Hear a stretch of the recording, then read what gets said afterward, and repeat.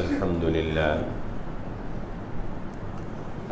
لله نحمده ونستعينه ونستغفره ونؤمن به ونتوكل عليه ونعوذ بالله من شرور أنفسنا ومن سيئات أعمالنا من يهده الله فلا مضل له ومن يضلل فلا هادي له وأشهد أن لا إله إلا الله وحده لا شريك له وأشهد أن محمدًا عبده ورسوله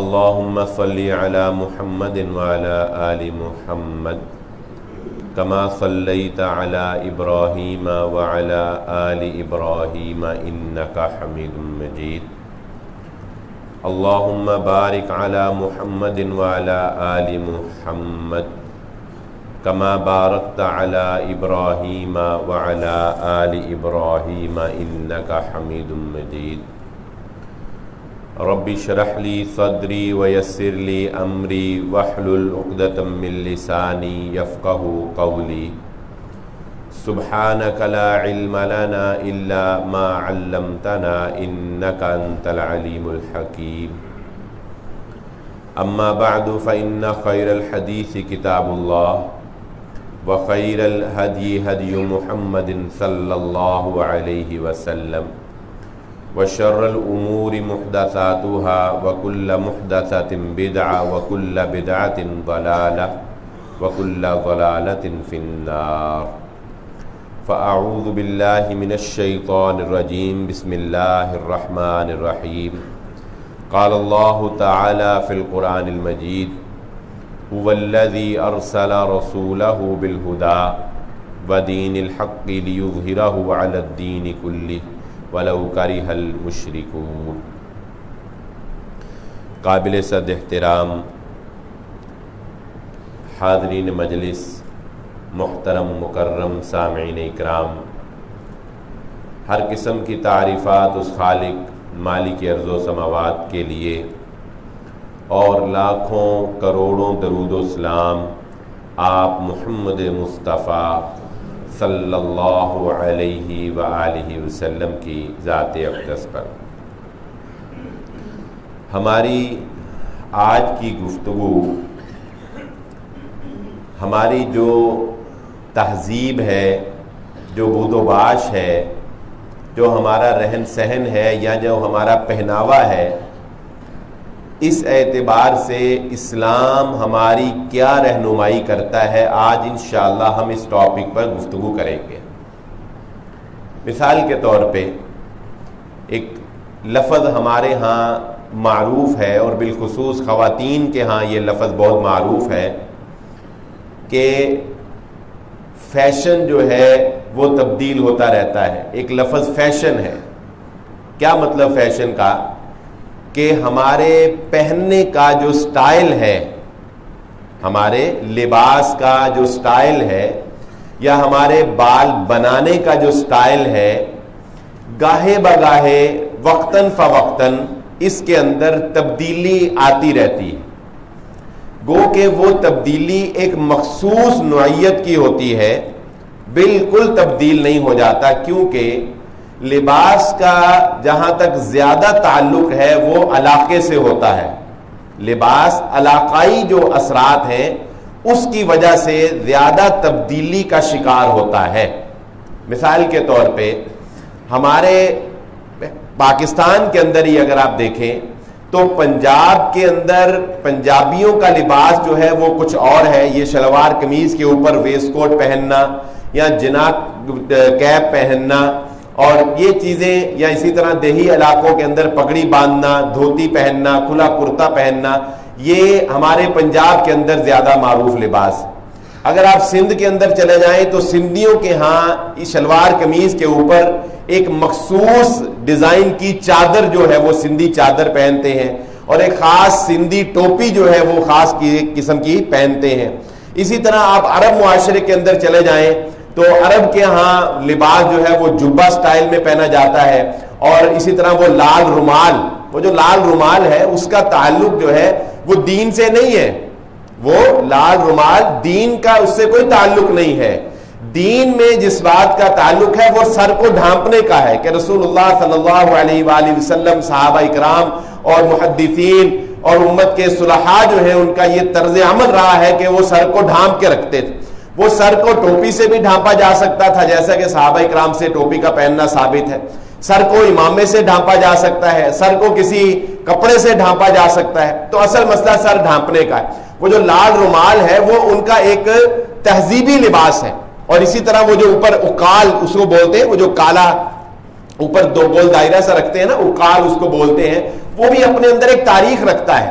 اس کی تاریخ میں تھوڑی سی موضوع سے مناسبت سے آپ کو بیان کر دیتا ہوں کہ وہ جو ہم کالا آپ دیکھیں کہ ان کا کوئی امیر سے امیر آدمی بھی ہو، وہ اسی طرح وہ اپنے سر کے اوپر اقال رکھتا ہے اور وہ لال اور رومال یا سفید رومال پہنتے اور جبہ پہنتے.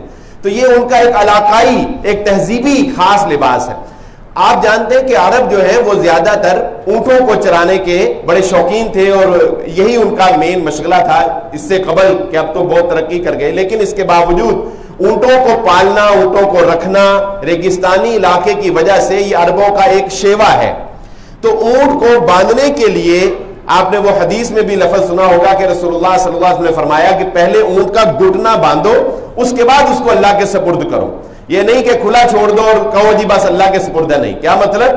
اپنے طور پہ حفاظتی اقدامات پورے کرو، اس کے بعد اللہ کے سپرد. تو عرب اونٹ کو جب باندھتے تھے کہیں کھڑا کرنے کے لیے تو ایک رسی اپنے پاس ہر وقت رکھتے تھے، وہ رسی اس کے گھٹنے کے ساتھ باندھ دیا کرتے تھے جب اس کو کھڑا کرتے تھے. تو جب اس کے اوپر سواری کرنی ہوتی تھی تو اسی رسی کو اتارتے تھے. اس رسی کو اپنے ساتھ رکھنے کے لیے وہ اپنے سر کے اوپر اس کو باندھ لیا کرتے تھے. اسی رسی کو جب کہیں رکنا ہوتا تھا تو اس کے گھٹنے پہ باندھ دیا تو یہ آہستہ آہستہ یہ ان کی تہذیب بن گئی. آج جو کالے رنگ کا ایک خاص ہم رنگ دیکھتے ہیں نا ان کے اوپر پہنا ہوا، وہ دراصل وہ رسی ہے جو وہ اونٹ کے گھٹنے پہ باندھا کرتے تھے. وہ اونٹ کے گھٹنے پر باندھتے تھے اور بعد میں اٹھا کے، یا جس طرح آپ نے دیکھا ہوگا دیہاتی لوگ پگڑی پہنتے ہیں، اسی پگڑی کو کندھے پر ڈال لیتے ہیں، اسی سے ہاتھ صاف کرنے کے کام بھی کر لیتے ہیں، اسی کے اوپر مٹکا رکھنا ہو تو ایک خاص طریقے سے باندھ کر اس کے اوپر مٹکا بھی رکھ لیتے ہیں. تو ایک ہی چیز سے کئی طرح کے کام لیتے ہیں. اسی طرح دراصل یہ لباس جو تھا یہ ایک علاقائی تعلق رکھنے والا ہے. تو ہم نے یہ جاننے کی کوشش کرنی ہے کہ کیا اس لباس کی تبدیلی، یہ فیشن کا اختیار کرنا، فیشن میں اپنے آپ کو داخل کرنا، کیا دین اسلام اس سے روکتا ہے یا دین اسلام اس کی اجازت دیتا ہے، یا دین اس بارے میں ہماری کیا رہنمائی کرتا ہے؟ تو یہ بات سمجھ لیجئے کہ دین اسلام نے چند اصول اور قوانین، ضابطے بیان کر دیے ہیں. چند اصول، ضابطے، قوانین بیان کر دیے ہیں. اس نے یہ نہیں بتایا کہ یہ خاص طریقے سے لباس سلا ہوگا، یہ خاص طریقے سے تمہارا ہیٹ جو ہے وہ سلا ہوگا، یہ جرابیں خاص طریقے سے پہنی جائیں گی. نہیں، اس نے کہا یہ اصول ہیں، یہ بنیادی باتیں ہیں، ان کے اوپر پرکھتے ہوئے تم نے اپنا لباس جو ہے وہ اختیار کر لینا. فیشن بذات خود کوئی بری چیز نہیں ہے. فیشن کا بدلنا، لباس کا بدلنا، جو طرز ہمارا لباس ہے اس کا تبدیل ہونا، یہ بذات خود کوئی بری چیز نہیں ہے جب تک کہ اس کے اندر کوئی بیرونی قباحت نہیں آ جاتی.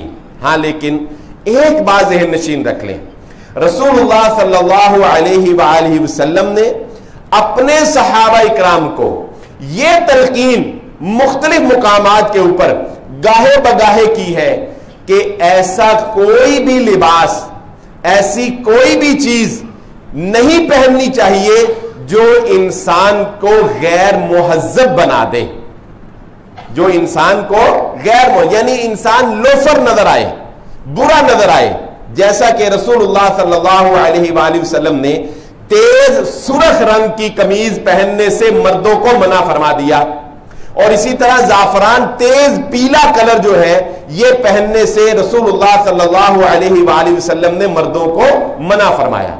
اب کسی مرد کے لیے یہ جائز نہیں ہے کہ وہ ساری قمیض اس کی شوخ ریڈ کلر کی ہو، یا اس کا لباس شوخ ریڈ کلر کا ہو، یا زعفران کلر کا جو لباس ہے شوخ قسم کا وہ ہو. ایسا لباس مرد کے لیے پہننا رسول اللہ صلی اللہ علیہ وآلہ وسلم نے منع فرمایا. ویسے لائننگ ہو سکتی ہے، یعنی ایک لائن ریڈ ہے ایک بلیک ہے، یا کہیں ریڈ کی لائننگ ہے، یا ریڈ کی کوئی تار چل رہی ہے، یا زعفران شوق جو پیلا کلر ہوتا ہے اس کی کوئی لائننگ ہے، کوئی ڈیزائننگ ہے، اس کی گنجائش تو ہے، لیکن پیور ریڈ کی گنجائش نہیں. کیوں؟ کیونکہ آپ دیکھتے ہیں ہمارے ہاں بھی آپ دیکھ لیں کہ جو لوفر قسم کے لوگ ہوتے ہیں، یہ عجیب و غریب سے ڈراموں میں کام کرنے والے اور جغد بازیاں کرنے والے اور اسی طرح گانے بجانے والے، وہ لوگ اس قسم کا شوخ لباس پہنتے ہیں، برے سے رنگ، تیز رنگ، شوخ رنگ جو آنکھوں کو چبھنے والے وہ پہنتے ہیں نا. مسلمان کے لیے، ایک مومن کے لیے وقار کو ملحوظ خاطر رکھتے ہوئے، زیب و زینت کو ملحوظ خاطر رکھتے ہوئے رسول اللہ صلی اللہ علیہ وآلہ وسلم نے ایسا لباس پہننے سے منع فرما دیا. بلکہ اللہ کے نبی صلی اللہ علیہ وآلہ وسلم نے ایک دفعہ ایک مزدور یعنی ایک غریب آدمی تھا، ایک غلام تھا، ملازم تھا، اس کو دیکھا کہ وہ اکثر ہی جو ہے وہ ایسے بوسیدہ سے کپڑوں میں ہی رہتا تھا. رسول اللہ صلی اللہ علیہ وآلہ وسلم نے اس کے مالک سے پوچھا، صحابی رسول صلی اللہ علیہ وسلم سے، کہ بھئی یہ اس طرح ہی میں نے اس کو دیکھا، اس کے پاس کوئی اور کپڑے نہیں ہیں کیا؟ اس کے پاس اسی طرح کے بوسیدہ کپڑے ہی ہیں؟ انہوں نے کہا نہیں اللہ کے نبی صلی اللہ علیہ وسلم، میں نے اس کو 2 نئے جوڑے دیے ہوئے ہیں، وہ سنبھال کے رکھتا ہے، پہنتا ہی نہیں، وہ پہنتا ہی نہیں ہے. اللہ کے نبی صلی اللہ علیہ وآلہ وسلم نے اس کو بلایا اور اس کو کہا کہ جا وہ جو تیرے پاس نیا جوڑا پڑا ہوا ہے صاف ستھرا وہ پہن کے آ. جب وہ پہن کے آیا تو اللہ کے نبی صلی اللہ علیہ وآلہ وسلم نے فرمایا تیری گردن ماری جائے. یہ ایک محاورتاً جملہ تھا، عربوں کے ہاں پیار سے بولا جاتا تھا، جس طرح ہمارے ہاں باپ دادا نانا نانیاں دادیاں اپنے بچوں کے لیے پیارے جملے اس طرح کے بولتی ہیں. تو آپ صلی اللہ علیہ وسلم فرمایا اب تیری حالت زیادہ اچھی ہے، یہ وہ گندا مندہ رہنا تجھے زیادہ پسند تھا. بڑی پیاری بات اس نے بھی کہی اللہ کے نبی صلی اللہ علیہ وسلم، اللہ کرے میری گردن اللہ کے راستے میں ماری جائے اور پھر اسے اللہ رب العزت نے شہادت بھی نصیب فرمائی. آپ نے فرمایا آمین. تو کہنے کا مقصد کیا ہے کہ ہمارا دین ہمیں یہ تلقین کرتا ہے کہ کوئی بھی ایسا لباس جو آپ کو لوفر پن کا اظہار کرے وہ جائز نہیں. اس ضمن میں آپ کو اس بات کو تسلیم کرنا پڑے گا کہ ہمارے والدین کی شدید کوتاہی ہے اپنی اولاد کے معاملے کے اندر. ہمارے معاشرے میں آپ نوجوانوں کو دیکھیں گے، ایک خاص عمر آتی ہے نوجوانوں کی، جب ٹین ایج سے وہ 18 سے اوپر جانے لگتے ہیں تو کیا پہنتے ہیں؟ کسی نے ہاتھ کے اندر وہ چھلا پہنا ہوا ہوتا ہے، کسی نے فرینڈشپ بینڈ کے نام پر وہ چین سی پہنی ہوئی ہوتی ہے. یہ 10-20 روپے کی گولڈن چینیں لے کر جو ہے وہ لڑکے گلے میں پہنتے ہیں کہ نہیں پہنتے؟ یہ لاکٹ گلے میں پہنتے ہیں کہ نہیں پہنتے؟ اور جس کو کوئی بہت زیادہ ہی اخیر آ جاتی ہے وہ کان میں بھی کچھ نہ کچھ جو ہے وہ بالی وغیرہ جو ہے وہ پہن لیتا ہے. آپ بتائیں یہ مردوں کا اور نوجوانوں کا فیشن کے نام کے اوپر کانوں میں بالیاں پہننا، ہاتھوں میں فرینڈشپ بینڈ کے نام پر وہ عجیب و غریب سے چینیں پہننا اور گلے کے اندر جو ہے چینیں پہننا، یہ مرد کے لیے اس لیے بھی جائز نہیں ہے کہ یہ عورتوں کے ساتھ مشابہت ہے، اور اس لیے بھی جائز نہیں ہے مسلمان کے لیے کہ اس سے مسلمان کے وقار میں کمی آتی ہے، لوفر پن کا اظہار ہوتا ہے. لوفر پن کا اظہار مسلمان سے نہیں ہونا چاہیے. مسلمان کو ڈیسنٹ لک، ایک ہینڈسم لک، ایک گریسفل لک جو ہے وہ ایک مسلمان کی، ایک مومن کی، ایک نوجوان کی ہونی چاہیے. یہ سب خرافات والدین کا قصور زیادہ ہے کہ وہ اپنی زندگی کے تجربات کے باوجود اپنی اولاد کو ان بیہودہ حرکتوں سے روکتے نہیں.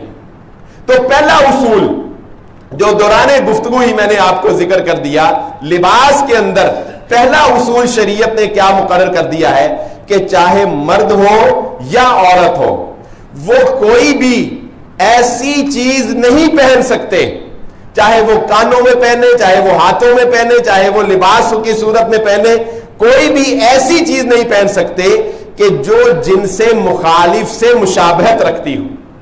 جن سے مخالف یعنی عورت کوئی ایسی چیز نہ پہنے جو مردوں کی طرح ہو، مردوں کے لباس میں ہو، اور مرد کوئی ایسی چیز نہ پہنے جو عورتوں کے لباس میں. کانوں میں بالیاں کن کی پہچان ہے؟ یہ عورتوں کی پہچان ہے. چوڑیاں پہننا، ہاتھوں میں کڑے پہننا، مردوں کو تانا دینا ہو تو کہتے ہیں چوڑیاں پالو. مرد کی بزدلی کا اس کو تانا دینا ہونا تو کہتے ہیں تو چوڑیاں پالا یا تو چوڑیاں پائی ہوئی نے، یہ تانا ہے. لیکن عقل پہ پردہ پڑ گیا کہ مردوں نے جو ہے وہ ہاتھوں کے اندر جو ہے وہ کڑے پہننا شروع کر دیے. تو یہ عورتوں کی مشابہت کی وجہ سے بھی کسی مرد کے لیے, کسی نوجوان کے لیے یہ جائز نہیں ہے کہ وہ کانوں میں کوئی بالی پہنے, وہ گلے کے اندر کوئی چین پہنے, یا وہ ہاتھ کے اوپر کچھ پہنے. ہاں البتہ رسول اللہ صلی اللہ علیہ وآلہ وسلم کی سنت مبارکہ تھی, آپ صلی اللہ علیہ وآلہ وسلم انگوٹھی پہنا کرتے تھے. اور انگوٹھی مردوں کی اور عورتوں کی اس میں نمایاں فرق بھی ہم دیکھ سکتے ہیں, نمایاں فرق ہوتے ہیں مردوں کے سٹائل میں اور عورتوں کے سٹائل میں. انگوٹھی کے پہننے میں, انگوٹھی پہننے میں رسول اللہ صلی اللہ علیہ وآلہ وسلم کی سنت سمجھ کے اس کو پہنا جا سکتا ہے. لباس میں بھی اب آپ دیکھیں گے کہ پہلے تو صرف یہی بات ہوا کرتی تھی, جب آج سے 5 سال پہلے یا 2-4 سال پہلے تو صرف اتنا ہوتا تھا کہ لڑکیوں کو ہم دیکھتے تھے کہ وہ مردوں جیسے لباس پہن لیتی ہیں. مثلا لڑکی نے مردوں جیسی پینٹ شرٹ پہن لینی, ٹراؤزر شرٹ پہن لینا, تو انہیں کہنا دیکھو جی یہ لڑکیاں لڑکوں جیسے. اب افسوس در افسوس ہے, امت کے زوال کی علامت دیکھے کہ مرد جو ہے وہ عورتوں جیسے کپڑے پہن رہے ہیں. مردوں کے کپڑے, یعنی مردانگی ایک علامت تھی مرد کے فخر کی, کہ مرد فخر سے کہتا تھا کہ میں مرد ہوں, اور اب مردوں کا حال یہ ہے کہ مرد جو ہے وہ زنانہ بننے کے لیے تیار ہے. وہ ایسے کڑھائی والے اور عجیب و غریب لباس جو ہے وہ پہنتے ہیں. ہم بھی اسی معاشرے میں رہتے ہیں. سائن بورڈوں کے اوپر آپ نے دیکھا ہوگا, پچھلے دنوں میں نے یہ ایڈ دیکھی کہ انہوں نے, ایک فیشن ڈیزائنر نے اپنی ایڈ دی, سیم لباس مرد نے بھی اسی طرح کا پہنا ہوا اور اس کی بیوی دلہن نے بھی اسی طرح کا لباس پہنا, کوئی فرق نہیں تھا ڈیزائننگ میں, کوئی فرق. تو یہ مرد و زن کو جو مخلوط سا کر دیا نا ہم نے لباس کے اندر, شریعت نے اس بات کی ہمیں اجازت نہیں تھی. اس کے ساتھ ساتھ مردوں کے لیے رسول اللہ صلی اللہ علیہ وآلہ وسلم نے ایک خاص طریقے سے پہناوا, اس کی بھی ممانعت فرمائی ہے کہ اللہ کے نبی صلی اللہ علیہ وآلہ وسلم نے سونے کو مردوں کے لیے پہننا حرام قرار دے دیا ہے. مرد سونے کی انگوٹھی نہیں پہن سکتا, مرد کوئی بھی چین نہیں پہن سکتا.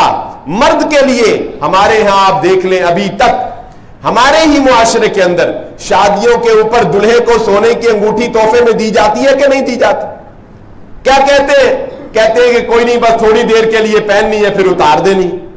تھوڑی دیر کے لیے ہی گناہ کرنا ہے, تھوڑی دیر کے لیے ہی اپنے آپ کو اللہ رب العزت کی نافرمانی میں رکھنا ہے, اور اس تھوڑی دیر میں ہی موت کے آ جانے کا کیا پتا ہے.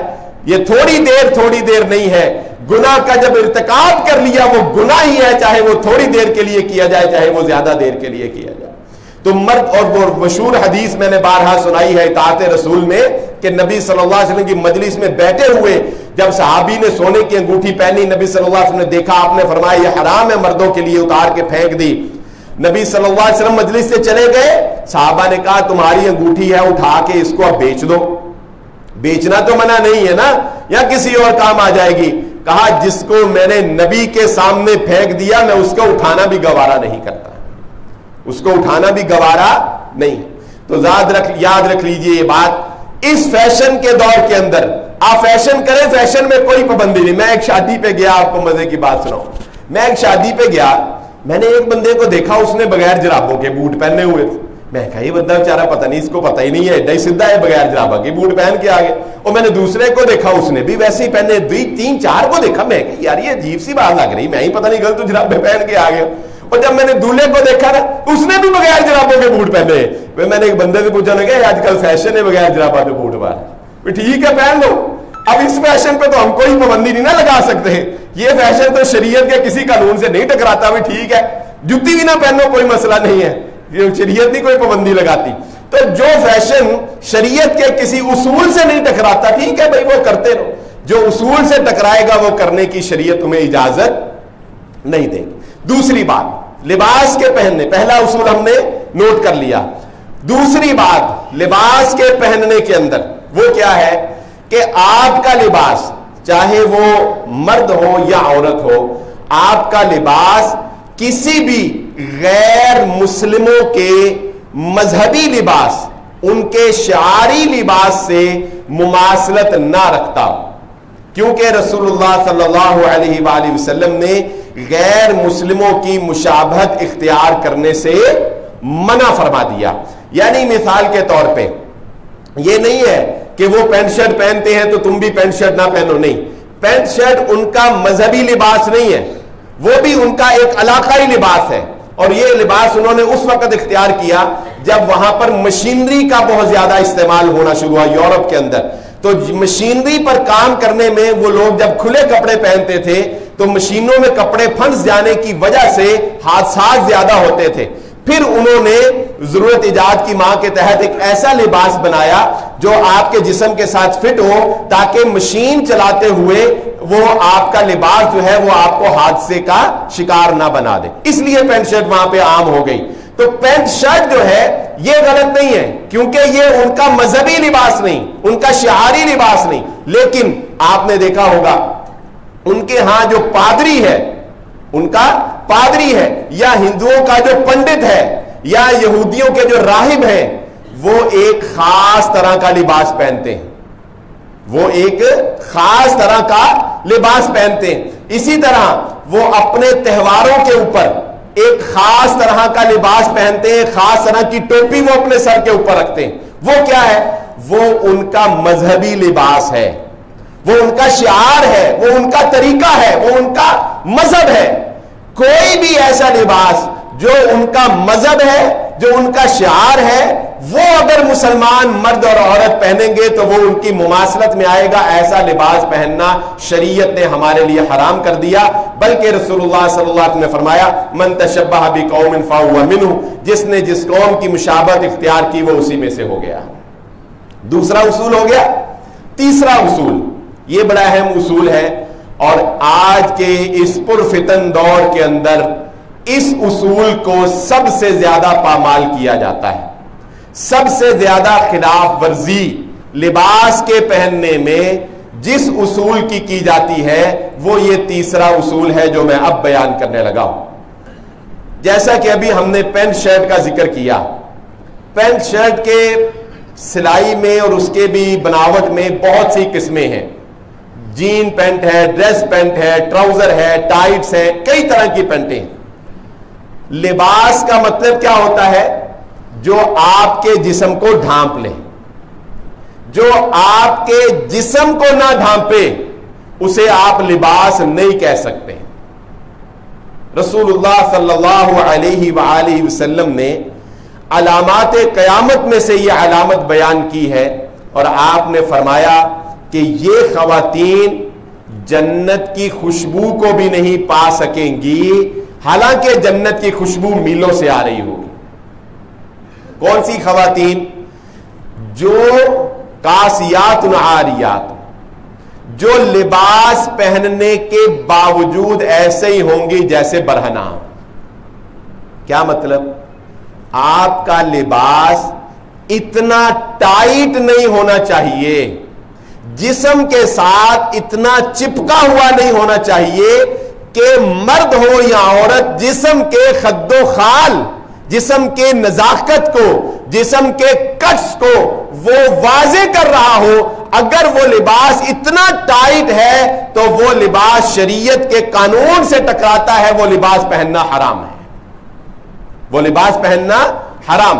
سو اس ضمن میں ایسی کوئی بھی پینٹ پہننا جو آپ کے جسم ٹانگوں کے ساتھ چپکی ہوئی ہو اور آپ کی ہپس کو واضح نمایاں نظر کر دکھا رہی ہو، اور مرد کا ایسی ٹائٹ شرٹ پہننا کہ جو اس کے جسم کو بالکل واضح کر رہی ہو، مرد کے لیے بھی حرام ہے.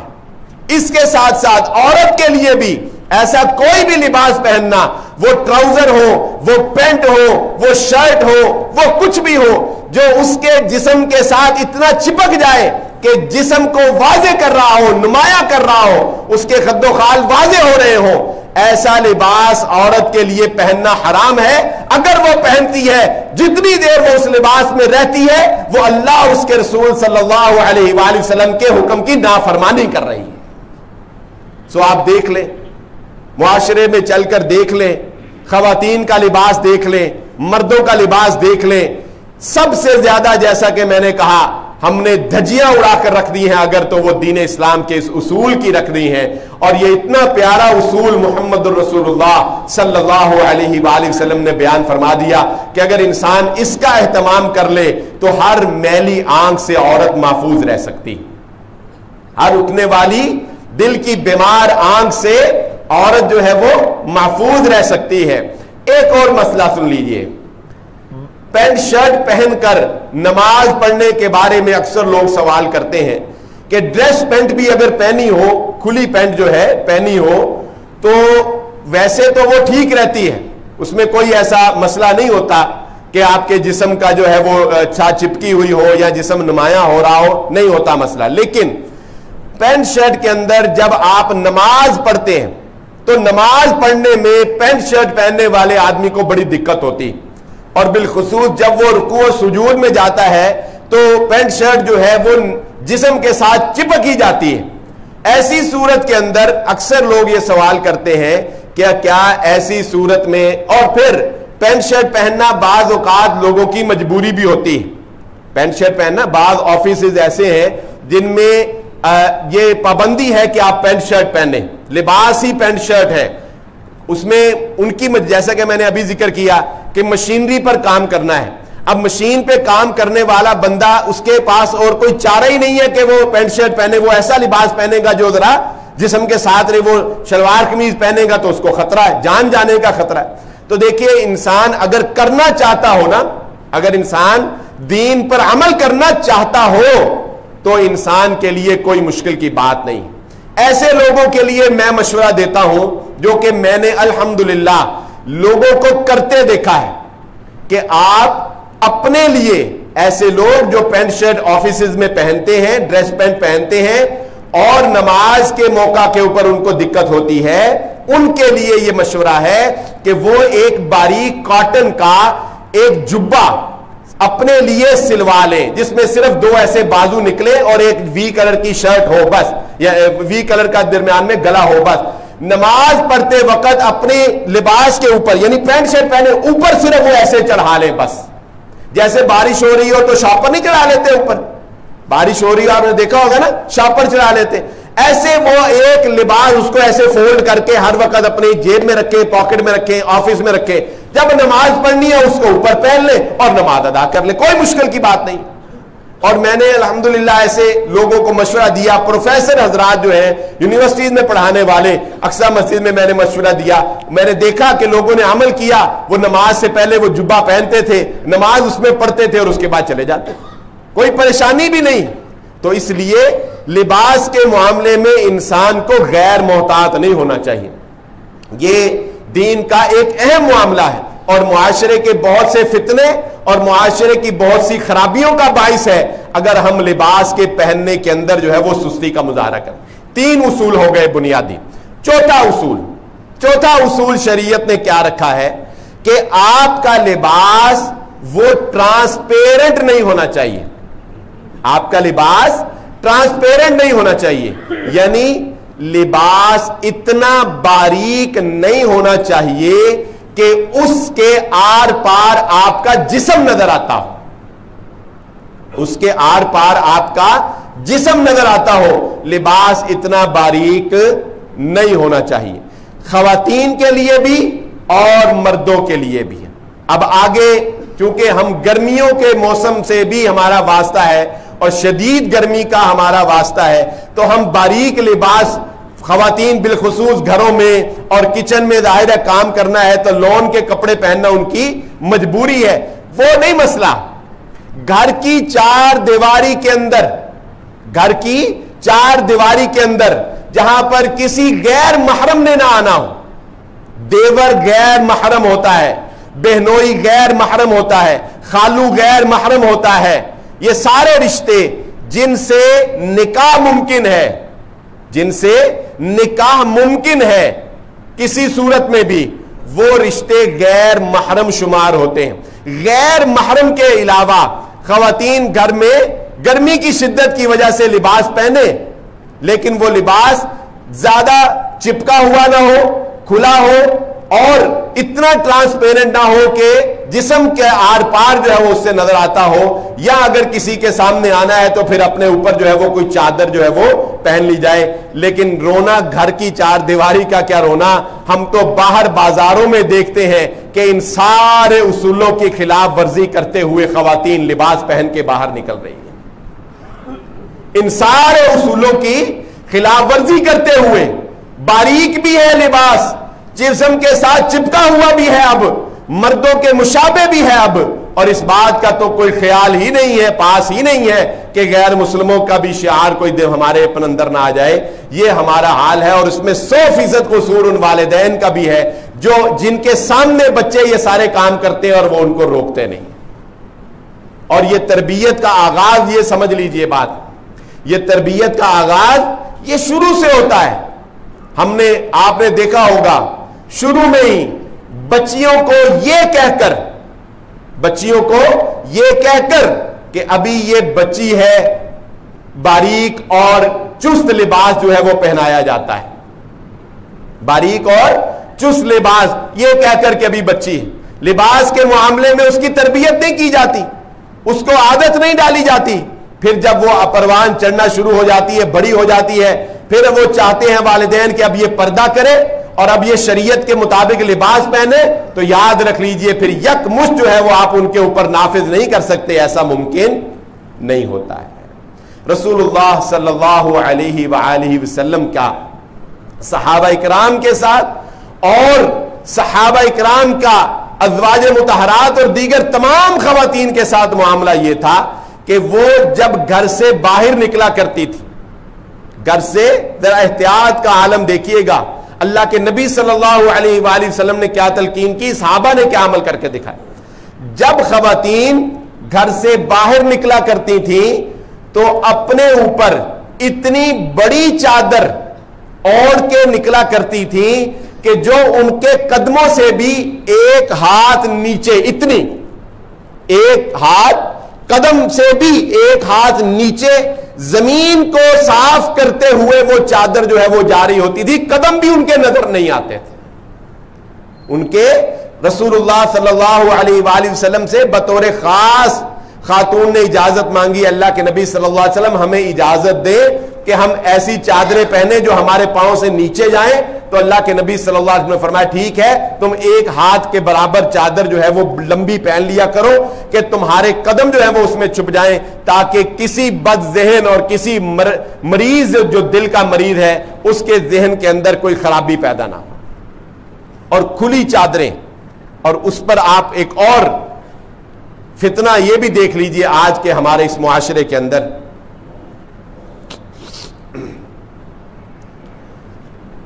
برقع جو ہے اس کا تعلق بھی دین سے نہیں ہے. برقعے کا تعلق دین سے نہیں. نہ نبی صلی اللہ علیہ وآلہ وسلم نے فرمایا برقع پہنا کرو، نہ صحابہ اکرام نے کہا، نہ قرآن. برقعے کا تعلق دین سے نہیں ہے. جیسا کہ میں نے پہلے بھی ذکر کیا، یہ علاقائی لباس ہوتے ہیں. یہ علاقائی لباس ضرورت ایجاد کی ماں ہے. ضرورت کیا ہے؟ ضرورت یہ ہے شریعت کے قانون کے تحت کہ عورت اپنے جسم کو ڈھانپے. ضرورت یہ ہے کہ عورت اپنے جسم کو ڈھانپے. اب اپنے جسم کو ڈھانپنے کے لیے اگر ایک خاص طریقے سے لباس سی کر اسے برقعے کا نام دے دیا گیا تو ٹھیک ہے. برقعے کا نام کس کو دیا گیا؟ برقع ایک خاص طرح کا لباس جس سے خواتین جو ہیں وہ اپنے جسم کو ڈھانپتی ہیں.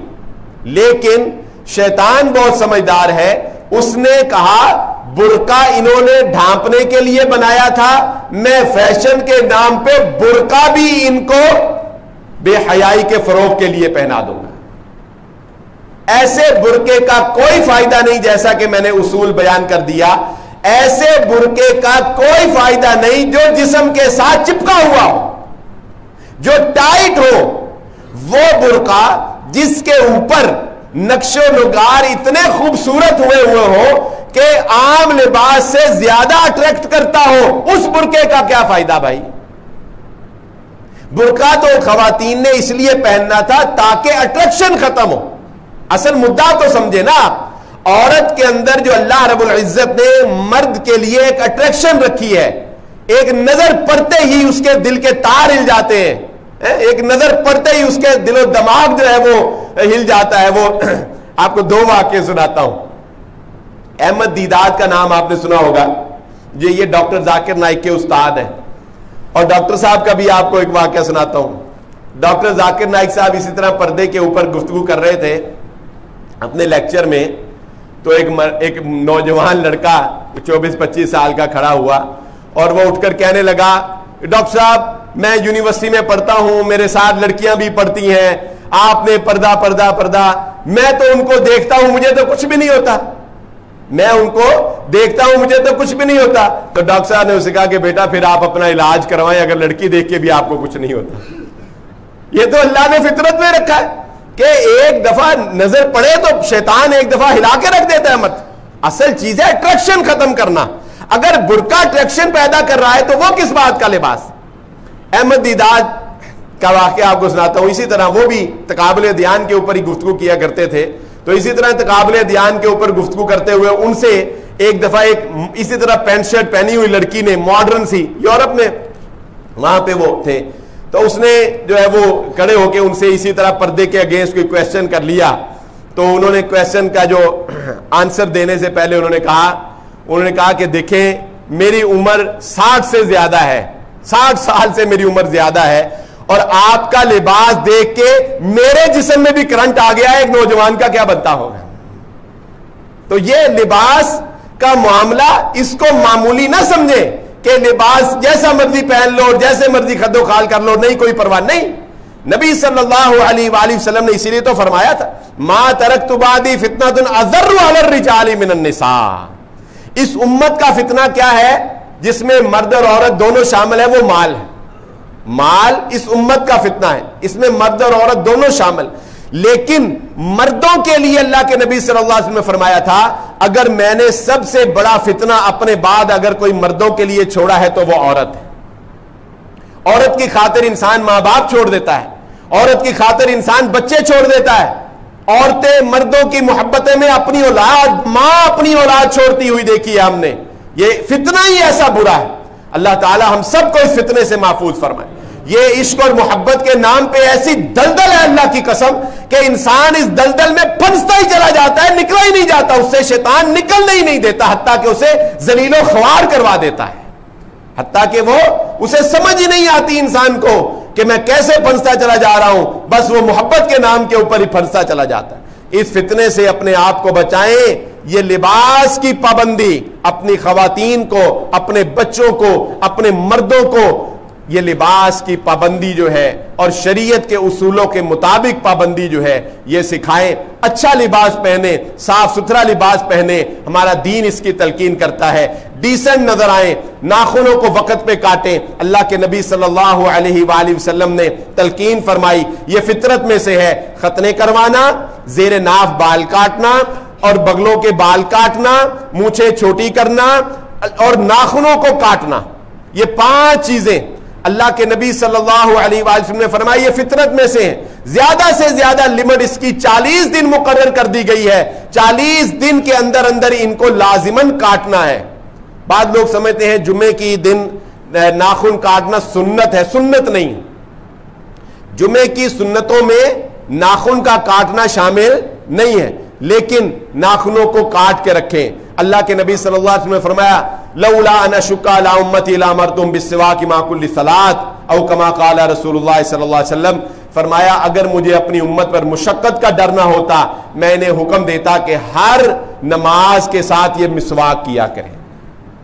دین صفائی سکھا رہا ہے, پاکیزگی سکھا رہا ہے, صاف ستھرا بن کے رہنا سکھا رہا ہے. لوفر پن کی دین ہمیں اجازت نہیں دیتا. اللہ رب العزت سے دعا ہے جو کہا اور جو سنا سمجھنے کی اور عمل کرنے کی توفیق عطا فرمائے. وما علیہ الا البلاغ.